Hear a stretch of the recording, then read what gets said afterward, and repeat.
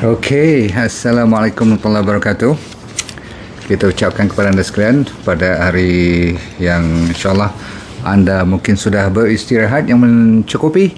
Saya 3 hari lepas nampak asap keluar tak kat kepala saya. Pergi menuntut ilmu sedikit untuk kita menambah idea-idea baru, dan juga untuk mereka yang ingin belajar macam mana untuk mendapat kebebasan kewangan, ada kaitan dengan macam mana nak meningkatkan pendapatan. Tapi yang penting malam ini saya ingin fokus kepada wanita. Boleh kalau anda wanita, tulis kat situ saya wanita.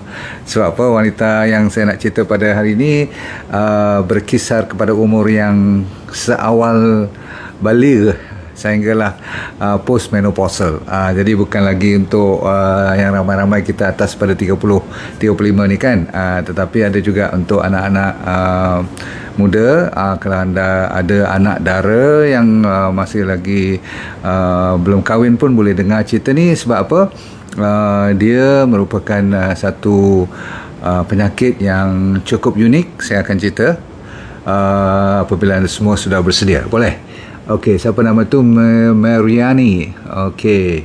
Di sini Sharifah Haslina pun ada. Sentuhan siapa? Nins. Wow, nama Julia Narafji. Oi, nama kadang-kadang unik sangat ni. Okey, Tengku pun ada. Nur Hayati. Baik, saya nak sambung Amelia. Kalau boleh, bismillahirrahmanirrahim. Assalamualaikum warahmatullahi wabarakatuh. Kita tak nak buang masa, kita fokus kepada mereka yang datang awal supaya you tak merasakan saya cuma nak menunggu orang yang lambat masuk. Kalau terlambat tu kita tulis nota-nota dan kita share nanti. Boleh? Sementara tu tolong tekan love, share, dan sambilan tu kita doakan pada siapa saja yang memerlukan. Kita doa beramai-ramai sebagai D&D Warrior. Alhamdulillah. Okey, bagi mereka yang bertemu saya 2-3 hari lepas, terima kasih kerana sudi join, tanya-tanya khabar, kita ambil selfie. Alhamdulillah. Apapun, yang penting hari ini adalah satu kanser untuk wanita. Yang nombor 3 setengah negara, nombor 4 popular. Setengah negara hampir dah nak naik nombor 2 dah. Dia punya most popular. Maksudnya kanser yang paling popular antara orang wanita. Maksudnya dari sudut ONG, obstetric and gynecology, maksudnya penyakit puan. Dari sudut kanser yang paling popular yang ramai-ramai di dunia adalah cancer of the cervix. Boleh? Alright, so ada 260,000 setiap tahun meninggal disebabkan oleh penyakit ni. Namun berita baik ialah dia adalah satu kanser yang preventable, maksudnya boleh kita hindari. Jadi untunglah kalau siapa yang dapat mendengar cerita ni dan dia boleh awal-awal lagi membuat persiapan supaya tak kena penyakit ni. Sebab kalau dah kena, ada cerita-cerita yang nasib baik lah kalau peringkat awal masih lagi boleh kita rawat secara yang cukup orang kata apa, menghasilkan sukses, kejayaan yang bagus. Namun kalau dah stage 3, stage 4, dia dah mula merangkak ke tempat lain, itu agak sukar juga. Namun untuk pengetahuan anda, average age apabila kanser ni keluar, walaupun saya kata masih muda dan nampak, selepas balik ke masa anak dara lagi kena jaga. Sebab apabila you kahwin nanti, you kena tahu isu-isu ni. Dan kenapa saya bagi tahu sebelum kahwin pun boleh you pelajari, sebab ada konsep vaccination. Okey, vaccination. Okey, baik. So umur 52 adalah dia punya average umur yang timbul. Nampak? Saya ulang, nampak. Tapi yang tak nampak tu beberapa tahun lepas, kata kajian hampir antara 10 tahun, 15 tahun sebelumnya, ataupun ada kes yang 20 tahun yang telah terdedah kepada penyebabnya. Saya bagi tahu 20 atau 15 tahun ataupun paling-paling awal pun 10 tahun baru nampak. Itu yang jadi umur postmenopausal tu. Tahu postmenopausal yang dah putus haid, umur lebih kurang 52, 53 macam tu, dia timbul. Bukan pasal you menopausal tu menyebabkan you kena cancer of the cervix ni. Faham? Baik. Apa pun saya cerita pada malam ini, 99% daripada penyakit cancer of the cervix asal-usulnya daripada satu jenis virus namanya HPV. Maksudnya Human Papilloma Virus. Nama tak ingat tak apa, tapi boleh tak you ingat HPV, sebab you kan nak kena jadi orang yang agak bijak juga. Sekurang-kurangnya you pernah dengar HPV virus. Adalah secara detailnya orang kata apa, HPV 16, HPV 18. Ini coding-coding, sebab virus ini ada lebih kurang 100 jenis, tapi yang popular ni yang HPV 16, 18 ni. Okey. Semua jenis yang 99% yang kena cervical cancer bermula daripada virus ini. Saya ulang, semua cancer of the cervix asal usulnya daripada HPV, Human Papilloma Virus. Jadi ini walaupun mulanya cuma virus, lama kelamaan dia bertukar jadi sampai cancer. Boleh faham semua? Okey, nombor satu. Nombor dua ialah dia ada dua jenis kanser yang berlaku. Saya lupa nak tunjuk lah, bagi mereka yang agak-agak mungkin faham, tapi kok nanti you tak faham pula. Anak-anak muda tak pernah tengok kat mana kawasan. Yelah, kita anggapkan semua orang tahu, tapi ni kalau anda tahu ni semua apa ni, uterus, faham tak? Rahim. Okey, yang ni ovary, fallopian tube, ada dua belah, kiri kanan, faham? Lepas tu bawah ni dia punya bahagian tangkal dia ni, maksudnya bahagian leher ni, bawah sekali ni nak masuk bahagian vagina. Ni kawasan vagina, boleh nampak ni, ni vagina. Okey, ni kat sini ni, faham? Ni kat sini. Okey, ni kat neck dia, leher dia. You kata leher pun tak apa, pangkal pun tak apa, tapi dia selalunya kalau nak kena, dia kena selalunya kat kawasan antara uterus dengan pangkal rahim tu. Okey, sebab itulah dia dipanggil cervix. Kawasan ni semua ni dipanggil cervix. Okey, ujung ni. So nak kena kat kawasan ni dahulu. Faham? Nanti kalau saya kata dia boleh merebak, dia pergi ke kawasan uterus, atau dia keluar, dia pergi kat depan kena pundi kencing, dia pergi kat belakang mungkin kena katakan rectum, ataupun sampai ke tulang belakang pun boleh. Hati-hati, sampai ke buah pinggang pun boleh. Semua boleh nampak tak gambar tadi? Okey. So kaum wanita sekalian, cuba ambil perhatian. Saya dah kata apa? Dia dimulakan dengan HPV virus, dan HPV virus adalah satu jenis virus yang boleh disebarkan melalui sexual intercourse. Maksudnya mesti ada yang menjadi sering kali dalam kajian kita tengok pun orang-orang yang dah kahwin. Kalau untuk orang Muslim ataupun orang yang bukan Muslim, tak kisah kahwin tak kahwin, lagi banyak partner dia, tahu partner tak, pasangan untuk melakukan seks, ini akan meningkatkan lagi orang kata apa, chance. Okey, you punya peluang untuk kena HPV virus. Jangkitan dulu, dia mula dengan jangkitan, lepas tu dia attack sel kat kawasan cervix tadi, lepas tu dia tak boleh kontrol lagi dah, dia multiply disebabkan oleh virus tadi, maka dia akan jadi orang kata apa, cancer dalam 10 hingga 15 tahun kemudian. Baik. So nombor satu ialah ada partner yang kadang-kadang partner tu pun jadi carrier. Tahu carrier tak? Carrier ni sebagai pembawa, tetapi dia tidak, of course lah, lelaki mana ada cervix, betul tak? Tapi dia juga boleh membawa, orang panggil HPV virus. Orang perempuan memanglah dia lekat kat kawasan bawah uterus tu, nama cervix tu. Okey, kadang-kadang apa yang berlaku ialah you punya symptoms atau gejala pertama selalunya ialah ada perdarahan berlaku selepas sexual intercourse, selepas persetubuhan. Faham maksud saya? Selepas you melakukan seks antara you dengan partner you, orang perempuan selalunya akan merasa, kalau awal tak sakit lagi, dia cuma ada perdarahan saja. Jadi perdarahan selepas seks adalah satu simptom yang paling you kena hati-hati. Satu. Nombor dua ialah kadang-kadang dia berlaku, kadang-kadang dia tak berlaku. Maksudnya ada kadang-kadang perlakuan seks itu tidak menimbulkan perdarahan, kadang-kadang ada perdarahan. Lama kelamaan dia lebih kerap berlaku. Dan juga dia kadang-kadang orang panggil ada vaginal discharge, apa lendir-lendir ataupun cecair yang keluar, yang kadang-kadang sampai berbau ataupun ada warna-warna yang sampai merah pun boleh macam darah, ataupun sampai brown, macam orang kata apa, coklat-coklat punya warna tu, dan kadang-kadang dia sampai ada nanah pun, dan selalunya dia macam cecair sikit, maksudnya cair lah, macam watery. Faham? Okey, satu lagi kes apabila postmenopausal bleeding. Ni tak kira sama ada you ada lakukan seks atau tidak, tetapi lepas menopausal you nampak ada perdarahan melalui vagina you. Ini lagi kena check. Sebab selalunya lepas you putus haid tidak seharusnya ada darah lagi kan. Ni dah clean, dah orang kata apa, sunyi dah setahun dua, lepas tu jadi lagi perdarahan. Kita kena check kenapa. Okey, seterusnya you punya in between menses.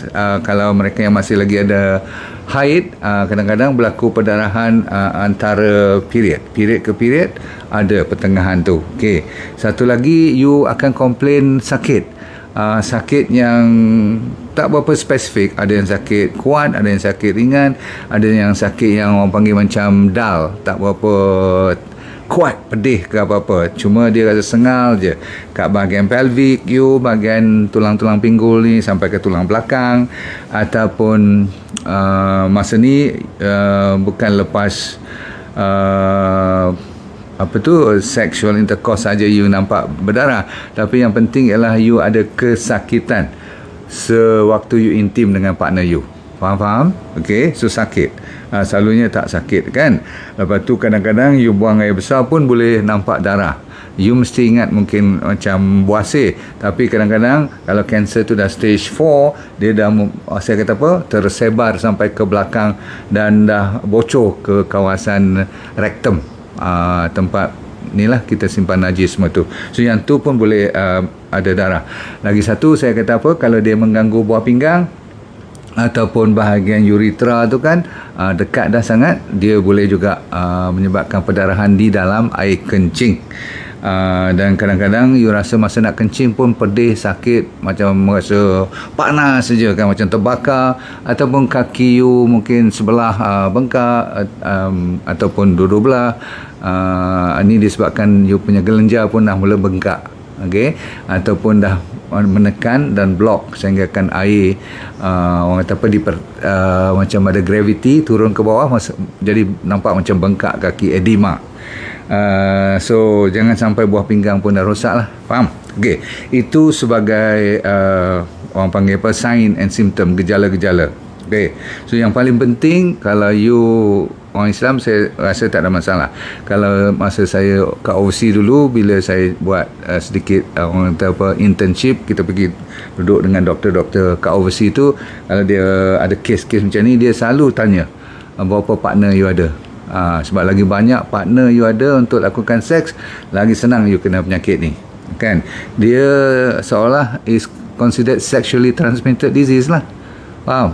Macam orang yang kena HIV semua tu, ni kes-kes ni lebih orang kata apa, berleluasa untuk wanita yang ada banyak partner. Okey, cara yang nak confirm selalunya kita pakai pap smear. Sebab tu sekarang sebelum kita buat pap smear, kita habiskan cerita vaccination dulu. Sebab pap smear ni selalu atas pada umur 21 tahun. Tapi vaccination zaman sekarang ni diberi, cuba check dengan anak-anak you dah dapat HPV punya vaccination tak? Sebab di Malaysia tak berapa saya kata risau tadi kan, tapi overseas mesti. Sebab mereka kadang-kadang nakal, umur 17, 16 ni dah kira biasa bagi mereka, ada boyfriend dan sebagainya. So seawal umur 11 tahun selalunya mak bapak dinasihatkan membawa anak perempuan mereka untuk divaksinate dengan orang panggil HPV vaksin. So di Malaysia mungkin dipraktis juga umur 11-12 tahun dah diberi apa, HPV punya vaksin. Yang penting tak semestinya you kena ada banyak partner. Kalau dengan suami saja pun, dengan seorang pun kadang-kadang boleh jadi kes juga, tapi jarang-jarang lah. Sebab apa? Selalunya kalau you dah terkena HPV pun secara spontan, kalau immunity, saya ulang, kalau immunity you kuat, daya tahan you kuat, macam lawan virus, apa saja yang dengan virus ni, immunity lah menjadi perisainya. So ramai orang dia kena HPV tapi dia tak ada bermasalah. Sebab apa? Immunity-nya melawan.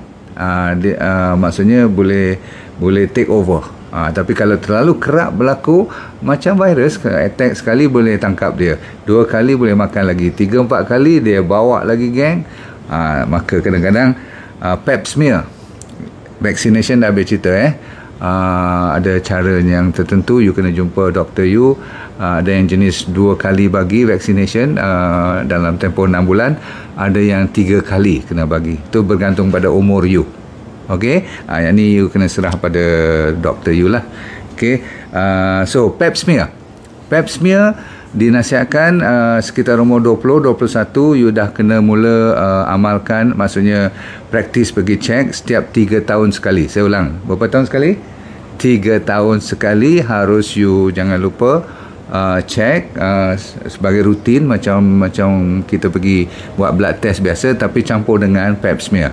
Sebab daripada si pap smear ni, kalau tak ada apa-apa, no problem lah. Kalau nampak ada was-was ke, bab kata sains dia panggil perkataan dysplasia.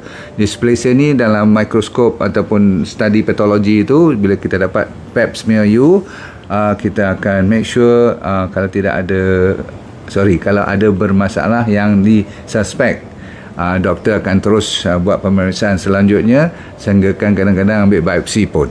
Sebab dekat situ nanti kita boleh confirm sama ada kanser tu dah stage berapa ataupun dia dah advance atau tidak. Okay? Selalunya kalau advance boleh nampak tempat lain sewaktu kita buat ultrasound, ataupun doktor sendiri teropong dan tengok betul-betul secara fizikal. Dia tak boleh pakai dengar cerita je. Pasal apa? Kita kena check, confirm. Kalau masih lagi di peringkat yang 1, 2, dia tak pergi ke mana-mana, masih kawasan orang panggil cervix tu sahaja. Okey, sebab ini ada kaitan dengan rawatan, apa nak buat. Seterusnya kalau stage 3 dia dah keluar daripada kawasan asalnya dan dia dah nak mula pindah ke tempat lain, tapi dia belum lagi pergi sampai ke tulang sebagainya. Tapi kalau stage 4 memanglah dia dah boleh attack, macam saya kata apa tadi, sampai ke buah pinggang, sampai ke rektum belah belakang, sampai pundi kencing di depan. Ni yang menjadikan komplikasi yang lebih serius. Apapun peringkat awal, kalau kanser tu masih in situ, bahasa sains ya, in situ tu maksudnya dalam tempat yang situ sahaja, dia belum pergi ke mana-mana, selalunya doktor boleh buat cuma lokal, orang panggil excision, ataupun kalau dia terpaksa buang, dia buang. Kalau tidak, ada cara yang pakai konsep cryotherapy, pakai konsep orang panggil dingin, yang sejuk. Dia macam bakar pakai kesejukan. Dia orang boleh bakar kawasan tu melalui panas ataupun terlalu sejuk. Dia matikan sel-sel kawasan yang kecil tu saja. Itu kalau peringkat 1 atau peringkat ini semua doktor yang kena buat keputusan. Tapi kalau dah stage 3, stage 4, kalau dia dah mula merebak, selalunya kita kena buang lah mana yang boleh buang. Sehingga kan selalunya orang recommend hysterectomy. Pernah dengar hysterectomy tak? Buang sampaikan semua rahim-rahim semua kena buang. Especially kalau anak dah cukup dan tak plan lagi nak ada baby, awal-awal lagi dia dah potong semua. Pernah dengar? Dia operate semua sekali, buang. Yang tu yang selalunya menyelamatkan keadaan. Kalau dah sampai spread lagi stage 3 ke atas, selalunya doktor akan advise you dengan chemo, dengan radiation pun sekali, dengan apa lagi, radiation, chemo dan surgery. Yang mana boleh buang, buanglah. Okey, so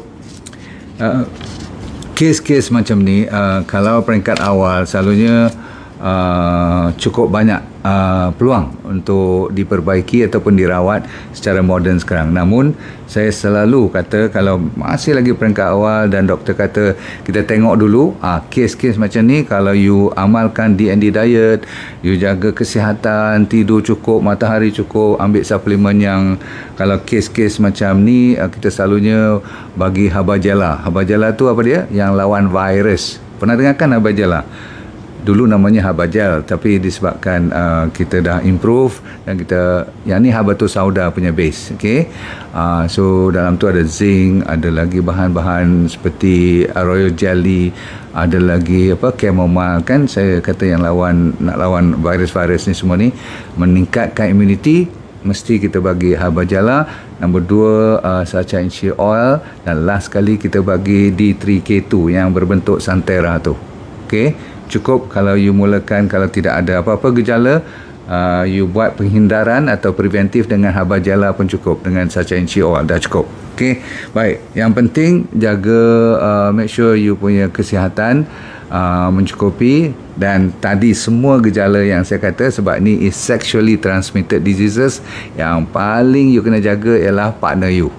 Tengok dulu apa, ke mana dia pergi, dan dia bawa dah penyakit-penyakit pelik-pelik ni. Boleh?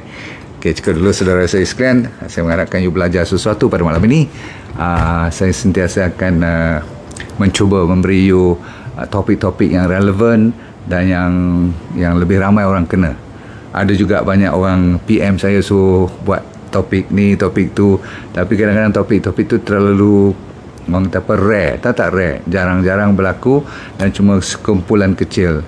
So yang penting kalau ada masa saya cerita, tapi kalau tak ada topik yang besar yang ramai orang kena, saya akan cuba bawa ke depan. Boleh?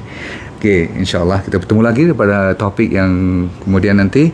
Alhamdulillah sempat. Saya takut tadi tak berkesempatan nak buat topik ni sebab baru sampai balik rumah lepas maghrib tadi. Okey, ramai rupanya bila saya jumpa di program 3 hari ni, rupa-rupanya ramai anak-anak yang datang bertemu dengan saya, kata mak selalu ikut program kita, walaupun tengok matahari pun rajin juga yang ikut saya. Jadi saya ucapkan terima kasih, dan mereka selalu menanya saya kalau sakit macam ni, macam tu, macam ni semua. Kalau boleh anda sekalian ikut saya punya Facebook live ni, yang IG lah ikut, TikTok saya cuba buat yang pendek-pendek. Tapi kalau you miss semua, jangan lupa pada YouTube. Boleh? Sebab YouTube saya perlukan waktu untuk edit, nak bubuh gambar elok sikit, nak buat copywriting, you boleh belajar. Tapi dia kadang-kadang 2 bulan baru saya keluarkan. Ya? Okey, baik, terima kasih. Assalamualaikum. Saya kadang-kadang dah lupa, nak kena hafal balik ni. Kita doakan semua sama-sama kita, iaitu kita nak dunia ni bahagia, akhirat ni apa? Kita pergi ke syurga. Boleh? Dan yang penting ialah supaya kita pandai let go and feel good all the time. Assalamualaikum warahmatullahi wabarakatuh. Bye.